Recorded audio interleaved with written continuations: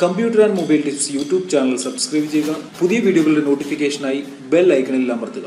Hello friends, എല്ലാവർക്കും computer and mobile ടിപ്സിന്റെ പുതിയ അധ്യായത്തിലേക്ക് സ്വാഗതം. ഇന്നത്തെ വീഡിയോ ഞാൻ നിങ്ങളുമായി ഷെയർ ചെയ്യാൻ പോകുന്നത് ഓൺലൈൻ ഷോപ്പിങ്ങിനെ കുറിച്ചാണ്. ഓൺലൈൻ ഷോപ്പിങ്ങിനോടൊപ്പം ഓഫ്ലൈൻ ഷോപ്പിങ്ങിനെ കുറിച്ചും നിങ്ങളുമായിട്ട് ഇന്ന് ചില കാര്യങ്ങൾ ഞാൻ ഡിസ്കസ് ചെയ്യാൻ ആഗ്രഹിക്കുകയാണ്. ഇങ്ങനെ ഒരു വീഡിയോ അപ്ലോഡ് ചെയ്യാനുള്ള കാരണം പല സുഹൃത്തുക്കളും ചോദിക്കാറുള്ള ഒരു കാര്യമാണ്. ഓൺലൈനിൽ നിന്നും എന്തെങ്കിലും പർച്ചേസ് ചെയ്യുമ്പോൾ നമുക്ക് ലഭിക്കുന്ന സാധനം ഒറിജിനൽ ആയിരിക്കുമോ എന്നുള്ള ഒരു ഡൗട്ട് എല്ലാവർക്കും ഉണ്ട്. കാരണം മുമ്പൊക്കെ നമ്മൾ എന്തെങ്കിലും സാധനം വാങ്ങണമെങ്കിൽ, ഇപ്പോൾ എക്സാമ്പിൾ പറയുകയാണെങ്കിൽ ഒരു മൊബൈൽ വാങ്ങാൻ നമ്മൾ പ്ലാൻ ചെയ്ത് കഴിഞ്ഞാൽ ആദ്യം നമ്മൾ നേരെ ഒരു ഷോപ്പിലേക്ക് പോവുകയാണ്. അവിടെ ചെന്ന് ആ മൊബൈൽ എടുത്ത് നോക്കി അതിന്റെ കാര്യങ്ങളൊക്കെ ഷോപ്പിൽ നിൽക്കുന്ന ആളോട് ചോദിച്ച് മനസ്സിലാക്കിയാണ് നമ്മൾ മൊബൈൽ വാങ്ങിയിരുന്നത്. എന്നാൽ ഇപ്പോൾ ട്രെൻഡ് ആകെ മാറിയിരിക്കുകയാണ്. ഇപ്പോൾ നമ്മളൊരു മൊബൈൽ വാങ്ങാൻ പ്ലാൻ ചെയ്യുകയാണെങ്കിൽ നമ്മൾ ആദ്യം ഗൂഗിളിൽ സെർച്ച് ചെയ്ത് നോക്കും ആ മൊബൈലിനെ കുറിച്ചുള്ള ഡീറ്റെയിൽസ്, എങ്ങനെയുള്ള മൊബൈലാണ്, ആളുകളുടെ റിവ്യൂ എന്താണ്. മുമ്പ് നമ്മൾ ഷോപ്പിലുള്ള ഒരാളോട് ചോദിച്ച് അയാൾ പറയുന്നത് കേട്ടായിരുന്നു നമ്മൾ വാങ്ങിക്കൊണ്ടിരുന്നത്. എന്നാൽ ഇപ്പോൾ അങ്ങനെയല്ല. ഇപ്പോൾ അതൊക്കെ മാറി. നമ്മൾ ഈ മൊബൈൽ ഉപയോഗിച്ച ഒരുപാട് പേരുടെ റിവ്യൂ നമ്മൾ വായിച്ചു നോക്കും. അവർ പറഞ്ഞിരിക്കുന്ന അഭിപ്രായങ്ങൾ, ഈ ഫോണിനെ കുറിച്ച് എന്താണ് അവർ ഇന്റർനെറ്റിൽ എഴുതിയിരിക്കുന്നത്, അതൊക്കെ നമ്മൾ വായിച്ചു നോക്കിയതിന് ശേഷം വീണ്ടും നമുക്ക് തൃപ്തിയാകുന്നില്ല എന്നുണ്ടെങ്കിൽ നമ്മൾ യൂട്യൂബിൽ വീഡിയോകൾ സെർച്ച് ചെയ്യും. നമ്മൾ വാങ്ങാൻ ഉപയോഗിക്കുന്ന മൊബൈലിനെ കുറിച്ചുള്ള അൺബോക്സിങ്ങും റിവ്യൂവും ഒക്കെ അടങ്ങിയ വീഡിയോകൾ ഒരുപാട് ലഭിക്കും. ഒട്ടുമിക്ക ഫോണുകളെ കുറിച്ചുള്ള റിവ്യൂ നമ്മൾ ലഭിക്കും. അപ്പോൾ നമ്മൾ ഈ റിവ്യൂ ഒക്കെ കണ്ട് പലരുടെ അഭിപ്രായങ്ങൾ അറിഞ്ഞതിന് ശേഷം മാത്രമാണ് ഒരു ഫോൺ വാങ്ങുന്നത്. അപ്പോൾ ഇങ്ങനെയാണ് എല്ലാ കാര്യങ്ങളും നമ്മൾ വാങ്ങുമ്പോൾ പലയിടത്തു നിന്നുള്ള പലരുടെ അഭിപ്രായങ്ങൾ, ഉപയോഗിച്ചവരുടെ അഭിപ്രായങ്ങൾ അറിഞ്ഞതിന് ശേഷം മാത്രമാണ് നമ്മൾ ഓരോ സാധനങ്ങളും പണം മുടക്കി വാങ്ങുന്നത്. കാരണം നമ്മൾ പൈസ കൊടുക്കുമ്പോൾ അതിനുള്ള പ്രയോജനം നമുക്ക് ലഭിക്കണം.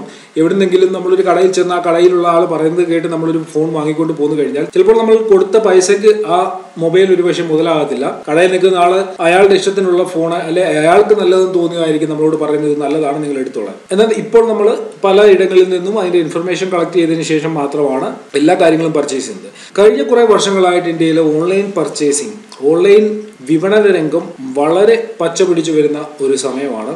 എനിക്ക് തോന്നുന്നു ഒരുപാട് ആളുകൾ ഓൺലൈനിൽ നിന്നും സാധനങ്ങൾ വാങ്ങാനായിട്ട് ഇഷ്ടപ്പെടുന്നുണ്ട്. അതിനുള്ള കാരണം, നമ്മളിപ്പോൾ ഏതെങ്കിലും അടുത്തുള്ള ഷോപ്പിൽ നിന്നും എന്തെങ്കിലും ഒരു സാധനം വാങ്ങുകയാണെന്ന് വിചാരിക്കുക. ഇപ്പോൾ ഒരു മൊബൈൽ വാങ്ങുകയാണെന്ന് വിചാരിക്കുക. ഒരു 10,000 രൂപയുടെ മൊബൈൽ നമ്മൾ അടുത്തുള്ള ഷോപ്പിൽ നിന്ന് വാങ്ങുകയാണ്. എന്നാൽ ഒരുപക്ഷെ നമ്മൾ ഓൺലൈനിൽ സെർച്ച് ചെയ്ത് കഴിഞ്ഞാൽ, ഓൺലൈൻ ഷോപ്പിംഗ് സൈറ്റുകളിൽ നിന്ന് നമ്മൾ നോക്കിക്കഴിഞ്ഞു കഴിഞ്ഞാൽ ഒരുപക്ഷെ നമുക്കത് 1000-1500 രൂപ വരെ കുറവിൽ നമുക്ക് ആ ഫോൺ ലഭിക്കും. അപ്പോൾ നമ്മൾ എന്താണ് ചെയ്യുക? നമുക്ക് പണം കുറച്ച് കിട്ടുന്ന എവിടാണോ അവിടെ നിന്നാണ് നമ്മൾ സാധനങ്ങൾ പർച്ചേസ് ചെയ്യാൻ ശ്രമിക്കുക. നമുക്ക് ലഭിക്കുന്ന പ്രൊഡക്റ്റ് രണ്ടും ഒന്നായിരിക്കും. മൊബൈല് ഇപ്പോൾ നമ്മൾ കടയിൽ നിന്ന് വാങ്ങുകയാണെങ്കിലും ഓൺലൈൻ വാങ്ങുകയാണെങ്കിലും കിട്ടുന്ന മൊബൈൽ ഒരെണ്ണം തന്നെയാണ്. എന്നാൽ കടയിൽ നിന്ന് വാങ്ങുമ്പോൾ അതിന് പ്രൈസ് കൂടുതലാണ്. അതിനുള്ള കാരണം, ഇപ്പോൾ ഓൺലൈനിൽ 10,000 രൂപയ്ക്ക് ലഭിക്കുന്ന ഫോണ് ഷോപ്പിൽ 14,000 രൂപ ആണെങ്കിൽ അതിൽ അതിശയിക്കാനായിട്ടുള്ള കാര്യമൊന്നുമില്ല. ഓൺലൈനിൽ ഷോപ്പിൽ നമുക്ക് ലഭിക്കുന്നത് ഡയറക്റ്റ് ആയിട്ട് ആ ഏത് ഷോപ്പിൽ നിന്നാണ് നമ്മൾ പർച്ചേസ് ചെയ്യുന്നത് ആ ഷോപ്പിലേക്ക് വരികയാണ് മൊബൈൽ. അവിടെ നിന്നാണ് നമ്മൾ പർച്ചേസ് ചെയ്യുന്നത്. അതിന്റെ കമ്മീഷൻ പോവുകയാണെന്നുണ്ടെങ്കിൽ ഒറ്റ ഒരു കമ്പനിക്കേ പോകത്തുള്ളൂ, ഒറ്റ ഒരു വ്യക്തിക്കേ പോകത്തുള്ളൂ.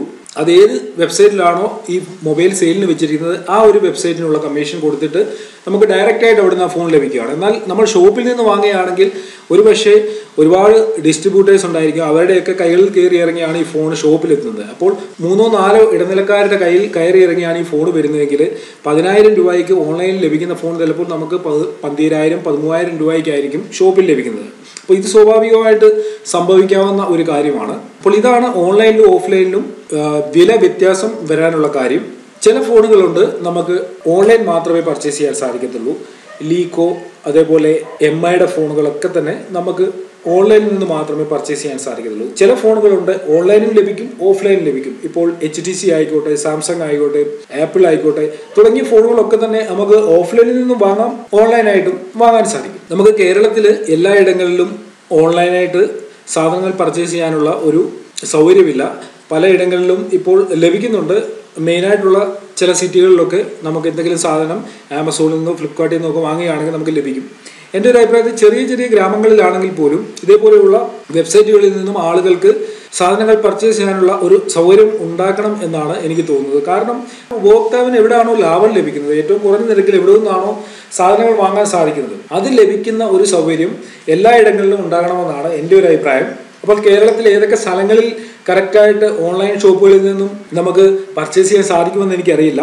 എങ്കിലും നിങ്ങളുടെ അഭിപ്രായം ഈ വീഡിയോയുടെ താഴെ കമന്റുകളായിട്ട് ഇടുക. നിങ്ങൾ ഓൺലൈൻ പർച്ചേസ് ചെയ്തിട്ടുണ്ടെങ്കിൽ അത് നിങ്ങൾക്ക് ഈ വീഡിയോയുടെ താഴെ കമന്റ് ചെയ്യാൻ സാധിക്കും. ഓൺലൈൻ പർച്ചേസ് ചെയ്തതിലൂടെ നിങ്ങൾക്ക് എന്തെങ്കിലും പ്രോബ്ലം പേയ്മെന്റിലോ അല്ലെങ്കിൽ കിട്ടിയ പ്രോഡക്റ്റിലോ നിങ്ങൾക്ക് എന്തെങ്കിലും പ്രോബ്ലം ഉണ്ടായിട്ടുണ്ടെങ്കിൽ അത് നിങ്ങൾക്ക് ഈ വീഡിയോയുടെ താഴെ കമന്റ് ചെയ്യാം. അതിനോടൊപ്പം തന്നെ നിങ്ങളുടെ ഓൺലൈൻ പർച്ചേസിംഗ് എക്സ്പീരിയൻസ് എങ്ങനെയായിരുന്നു അത് നിങ്ങൾ ഈ വീഡിയോയുടെ താഴെ ഷെയർ ചെയ്യുക. കാരണം ഒരുപാട് ആളുകൾക്ക് ഇങ്ങനെയുള്ള കാര്യങ്ങൾ അറിയാൻ താല്പര്യമുണ്ട്.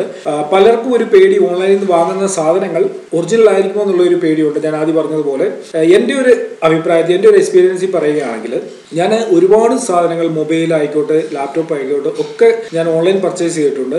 എനിക്ക് ഇതുവരെ ഒരു ബാഡ് എക്സ്പീരിയൻസ് ഓൺലൈൻ പർച്ചേസിംഗിൽ നിന്നും ഉണ്ടായിട്ടില്ല. 1-2 പ്രാവശ്യം ഞാൻ വാങ്ങിയ സാധനങ്ങൾ കൊള്ളാതെ വന്നപ്പോൾ, എനിക്ക് ഇഷ്ടപ്പെടാതെ വന്നപ്പോൾ ഞാനത് 48 hours റീഫണ്ട് ചെയ്ത് അവരെടുത്തിട്ട് പോയി. എനിക്ക് എൻ്റെ പണം തിരിച്ച് വീണ്ടും ബാങ്കിൽ ലഭിച്ചിട്ടുണ്ട്. അപ്പോൾ ഓൺലൈൻ പർച്ചേസിങ്ങിൽ ഒരുപാട് ഫെസിലിറ്റീസ് ഇവർ കൊടുക്കുന്നുണ്ട്. എന്നാൽ ചില സ്ഥലങ്ങളിൽ പ്രൊഡക്റ്റ്, നമ്മൾ വാങ്ങുന്ന പ്രൊഡക്റ്റ് ലഭിക്കാനായിട്ട് കുറച്ച് സമയമെടുക്കും. എനിക്ക് തോന്നുന്നു എല്ലാ സ്ഥലങ്ങളിലും ഓൺലൈൻ പർച്ചേസിംഗ് പെട്ടെന്ന് ലഭിക്കുന്ന രീതിയിൽ അവൈലബിൾ ആക്കുകയാണെന്നുണ്ടെങ്കിൽ തീർച്ചയായിട്ടും ഉപഭോക്താവിന് അതൊരു ഉപകാരം തന്നെ ആയിരിക്കും. അപ്പോൾ നിങ്ങൾ എന്താണ് ഓൺലൈൻ ഷോപ്പിങ്ങിനെ കുറിച്ചും ഓഫ്ലൈൻ ഷോപ്പിങ്ങിനെ കുറിച്ചും നിങ്ങളുടെ അഭിപ്രായം എന്താണ്? അത് നിങ്ങൾ തീർച്ചയായിട്ടും കമന്റ് ചെയ്യണം. കമന്റ് ചെയ്യുകയാണെങ്കിൽ അത് മറ്റു സുഹൃത്തുക്കൾക്കും വളരെ ഉപകാരമായിരിക്കും. അപ്പോൾ നിങ്ങളുടെ കമന്റുകൾക്ക് വേണ്ടി വെയിറ്റ് ചെയ്യുകയാണ്. നിങ്ങൾ തീർച്ചയായിട്ടും കമന്റ് ചെയ്യുക. അതിനോടൊപ്പം തന്നെ ഈ വീഡിയോയിൽ ഞാൻ എന്തെങ്കിലും കാര്യങ്ങൾ പറയാൻ വിട്ടുപോയിട്ടുണ്ടെങ്കിൽ നിങ്ങൾക്ക് ഈ വീഡിയോയുടെ താഴെ കമന്റുകളായിട്ട് ഇടാൻ സാധിക്കും. അതിനോടൊപ്പം കൂടുതൽ ഇതുമായിട്ട് ബന്ധപ്പെട്ട് നിങ്ങളുടെ കമന്റുകൾ വായിച്ചതിന് ശേഷം ഇതുമായി ബന്ധപ്പെട്ട് എന്തെങ്കിലും കൂടുതൽ കാര്യങ്ങൾ പറയണമെന്ന് തോന്നുകയാണെങ്കിൽ ഞാൻ അടുത്തൊരു വീഡിയോയിൽ ആ കാര്യങ്ങൾ പറഞ്ഞ് അപ്ലോഡ് ചെയ്യുന്നതാണ്. അപ്പോൾ ഞാൻ കമന്റ് ചെയ്യാൻ ഇപ്പോൾ ഒരുപാട് പ്രാവശ്യം പറഞ്ഞു കഴിഞ്ഞു. കാരണം നിങ്ങളുടെ കമന്റുകൾ നോക്കിയിട്ടാണ് ഞാൻ അടുത്ത ഓരോ വീഡിയോകളും അപ്ലോഡ് ചെയ്യുന്നത്. അതുകൊണ്ടാണ് ഞാൻ വീണ്ടും കമന്റിനെ കുറിച്ച് പറയുന്നത്. അപ്പോൾ വീഡിയോ നിങ്ങൾക്ക് ഇഷ്ടപ്പെട്ടിട്ടുണ്ടെങ്കിൽ ലൈക്ക് ചെയ്യുക, ഷെയർ ചെയ്യുക. ഓക്കെ ഫ്രണ്ട്സ്, ഇതിലും നല്ല അറിവുകളുമായി നമുക്ക് അടുത്ത വീഡിയോയിൽ കാണാം.